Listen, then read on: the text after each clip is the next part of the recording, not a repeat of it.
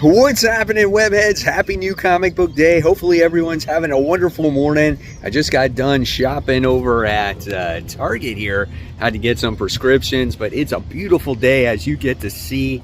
I mean, 60 degrees. You couldn't ask for anything more.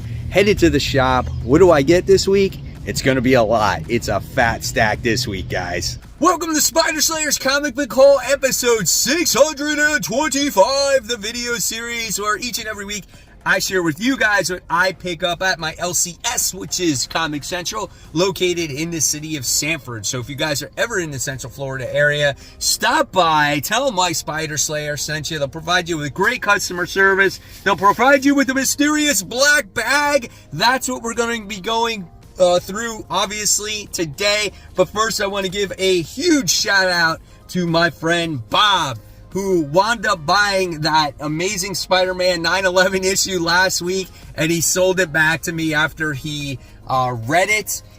He was like, Mike, I didn't realize how much you wanted it, so he sold it to me, and I couldn't be more gracious, more grateful to have this, and thank you, Bob. It means a lot to me. I've been looking for this issue for a long time. It's not an issue you see too often in the shop, right? So, and I'm looking forward to reading it. I just gotta be careful because it's an old black cover.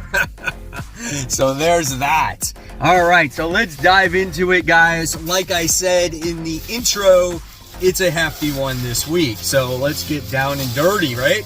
Here we go. There's that stack. Boom, baby.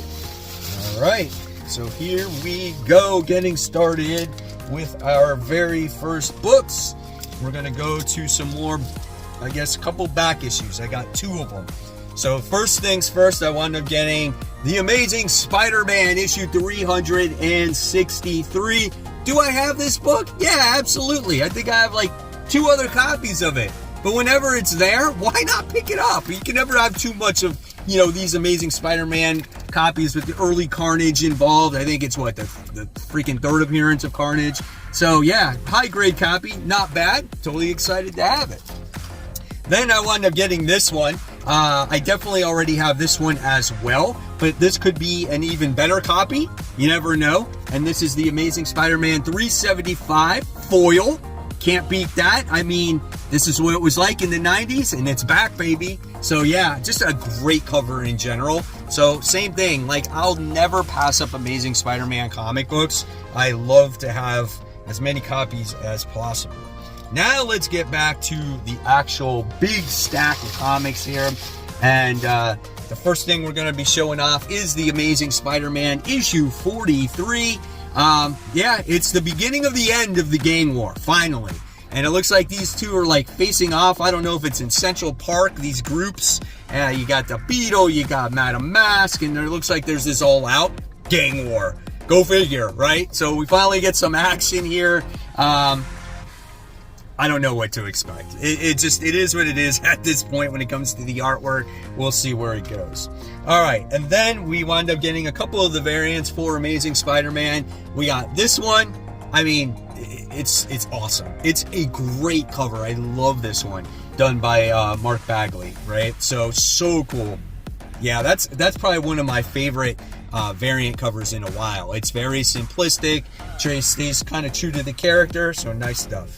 Then we got this homage to X-Men issue 1, which I thought was kind of cool, with Mickey B and Cyclops taking on Magneto. So that's cool.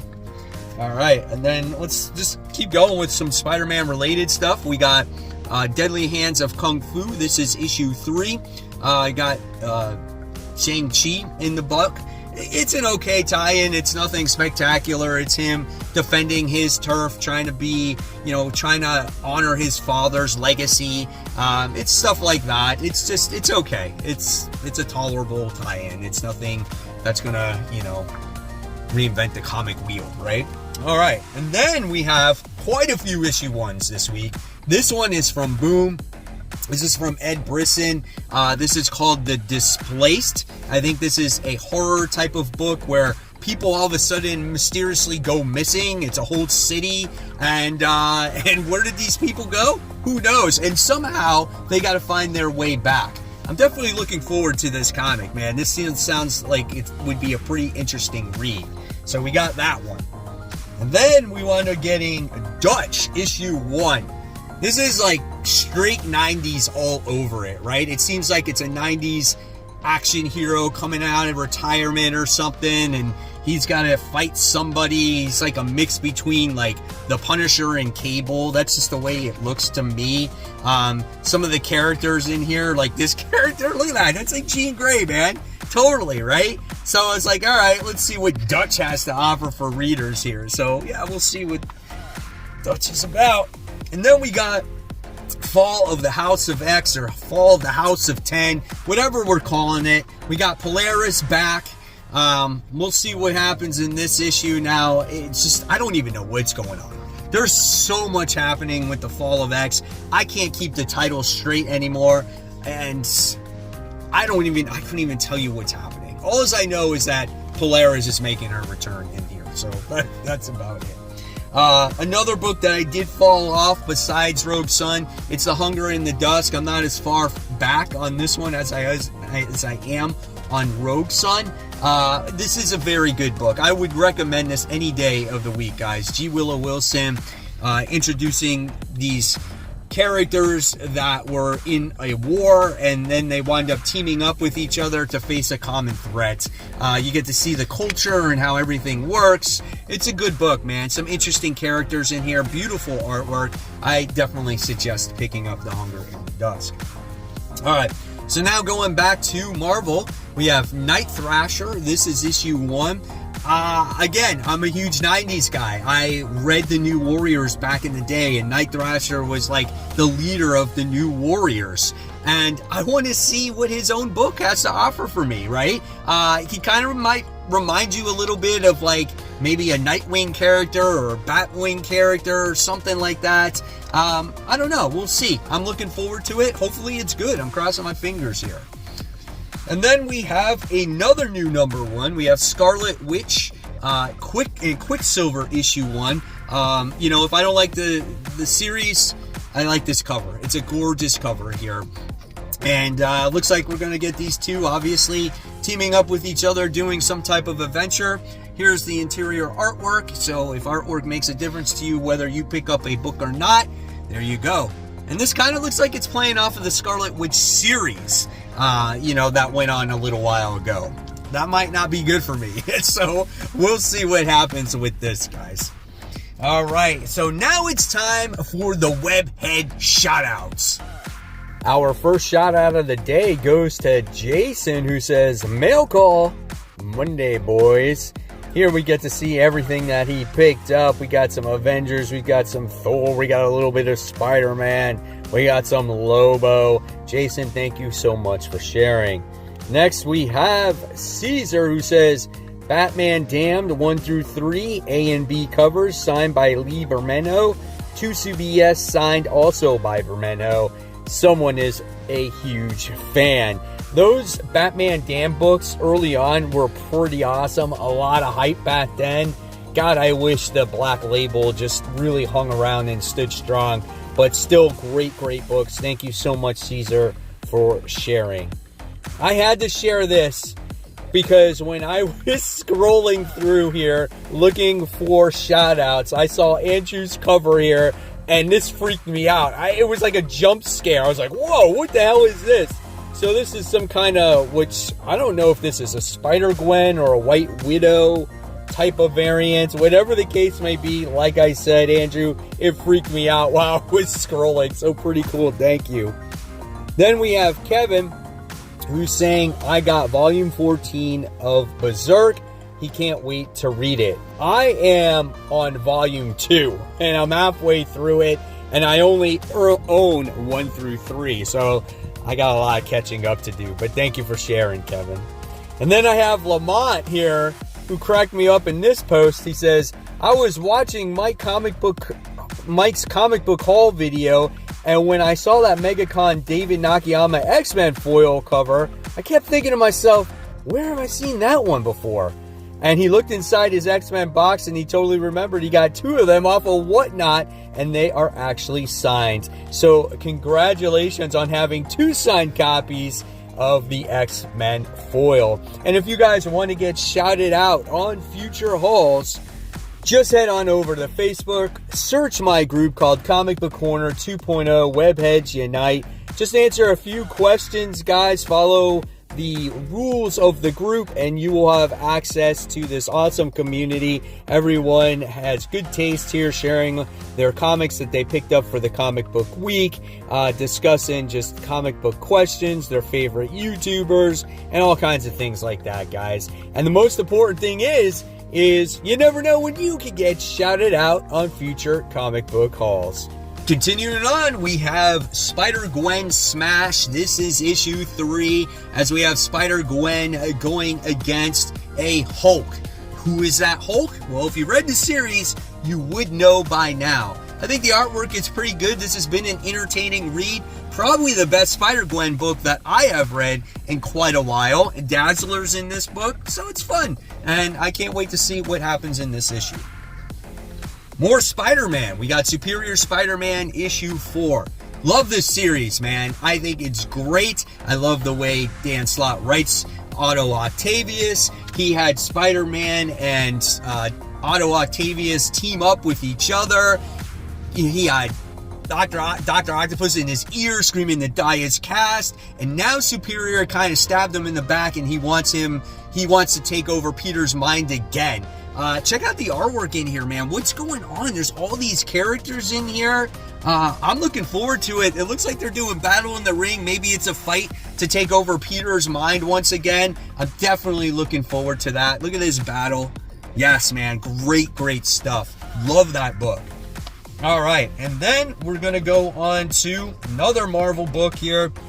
Moon Knight, issue 2. Issue 1 was good enough for me to continue on. Looks like we're going to get an evil Moon Knight, right? I guess. Maybe it's Mark Spector himself going after the house here. And I love the artwork in this comic. Tigra looks great. All the facial expressions and action scenes look great. Look at the colors in there. It's where it's at, man. Check it out.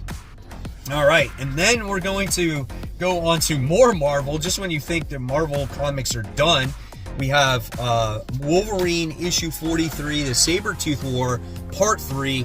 Great story with Wolverine and Sabretooth fighting it out with each other, with all his other Wolverine, with all his other Sabretooth friends in here. We had Laura in the last issue. Looked like she was in a lot of danger as well. You just can't deny this book. Right now, this is one of the best Wolverine stories that I have read in quite some time. So definitely check this one out if you guys have been on the fence. Then we have another Gang War tie-in. We have Miles Morales Spider-Man. This is issue 16. So this is a book about Miles, who's taking on like Rabble, who's the new big villain in Miles Morales Rogues Gallery. They're teaming up against Hobgoblin. Just a lot of cool stuff going on in this book. I think this is another tie-in that's halfway decent, and I'm curious to see what's going to happen with Miles Morales Spider-Man once Gang War is over, because I did say this before, I think Cody Ziegler is going to be leaving the book shortly after. So who will take over the book? I don't know. We'll see. All right, let's see what else we have. We got some indies. Yep, indie book. So yeah, let's go to the indies now. Next, I wound up getting Vampirella 666. So I never read Vampirella before, and I heard that this was a huge jumping on point. I did a promotion for Dynamite, so I decided to go out there and check it out to see what it has to offer. It's very bloody right from the start, and hopefully it's new reader friendly. It's definitely not appropriate for a younger audience. Here's some more artwork that you can see. Right? So I just want to see what it's about. I've never been into the character. I do like horror comics. So yeah, Vampirella 666. It's leading up to issue 700. All right, then we wound up getting, of course, Transformers issue 5. If you read the last issue of Transformers, you know what this cover means, right? Super cool stuff. Daniel Warren Johnson. Look at this. Oh my gosh, man. Just intense, right? In these 2 pages that I'm reading, there's all-out war, there's all-out battle, it's all-out just action. God, I cannot wait to read this book. It's like #1 on my list every single time. This is like next level shit for me, man. Love this book.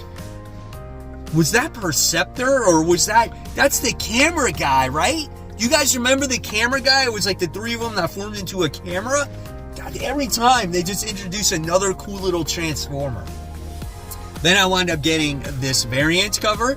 This is of issue 5. Is that Devastator? Let me know in the comments below. Is it? It doesn't look like it, but it definitely looks like something going on there. It is multiple heads and shit, so I don't know. We'll see. It could be Devastator. Man. Alright, then we got the Deviants. This is issue 4. Great story, man, about this serial killer that was thrown in jail. He really shouldn't have been accused for all these crazy murders that happened back in like the 60s or 70s or whatever it is. And we're trying to figure out who the actual murderer is. There's a copycat murderer going on. It's a pretty good story, man. I like it. Last issue added a lot more depth to the story, which I appreciated. So we'll see what this issue has to offer here. All right. Then we have issue 3 of The Bloody Dozen. Great vampire story of just a normal Joe Schmo family who winds up getting recruited to, I guess, go to the sun to get this vampire race. Yeah, here's the page right here. It's so interesting, and this is written by Charles Soule. This is one of those books where you have to read and kind of understand the mythology on why these vampires are in the sun and stuff. But look at that, dude. That's so sweet. It's so sick. I love it. Great book. Definitely recommend it. Oh, we got some more Marvel mixed in here. We got Blade. This is issue 8. So we have Blade still doing battle against this Adania character, and he's teamed up with Dracula to get himself more powerful so he can overtake her. And obviously this story eventually is going to lead into the whole vampire story that's taking place later on in the year. Overall, this series has been really good, really entertaining. Also like the artwork, so I would suggest reading Blade. And now we move on to DC. We have DC Action Comics issue 1052. We got Bizarro story going on in this comic. Really great stuff, as it looked like Bizarro was changing Earth into Bizarro World. Looks like Batman's in this book too, man. That's pretty cool. You know, if you want to get your Batman fix and not read the main Batman title, there it is. Here's some more stuff. It looks like got Constantine in there too. Wow, this seems like it's good shit right now, man. Look at that page right there. That's cool. So looking forward to this next issue. I got a lot of reading to do this week. Alright, so let's talk about Batman. We're on Batman issue 143, the Joker story. This is the Joker Year 1 Part 2. Not a fan of that. I just felt completely lost in it. You know, it'll probably be my least anticipated book to read of the week, to be honest with you. It just felt like the story was just all discombobulated, and it's just a mess. So I don't know. We'll see. Maybe the next part of this gets better. But I will show you a comic book from DC that's really great. This is Green Lantern, issue 8. Awesome storyline. The Spectrum's all messed up. The yellow battery got blown up. Kilowog is dead. I mean, there's just so much that's gone on in this comic book, and I can't wait to see how this story actually progresses. Carol Ferris is in this book. Seems like he's trying to hook up with her again. Just a lot of fun stuff going on, man. Can't wait to read this next issue. And then we have the Red Hood, The Hill. This is issue 1. So I think this takes place after Red Hood, the Outlaw storyline. So if you guys read that, that was during Rebirth. And yeah, that's where that's going to continue. So if you were not a fan of Jason Todd in that time period, maybe this might not be the book for you. I actually got that quote from the comic book shop employee in there. But if you're a fan of the character, no matter what, then check this one out. All right. Then we got Sinister Sons issue 1. This is written by Peter J. Tomasi. He wrote the original Super Sons. So can we catch lightning in the bottle twice here? I don't know, man. Look at this artwork. It's very cartoony. Is that just one page? Nope, that's it. That's the art in the book. I don't know. We'll see. Maybe the story will be fun. Maybe it will surprise me. I don't have high expectations for this book, and sometimes when I don't have high expectations for books, they tend to surprise me. But what I can tell you, just based off of seeing this, is that this book might be great for a younger audience. All right, and then we got Batman Robin issue 6, as we have Damian, who is definitely going after someone that trained him in the past. She's supposedly a principal in his school.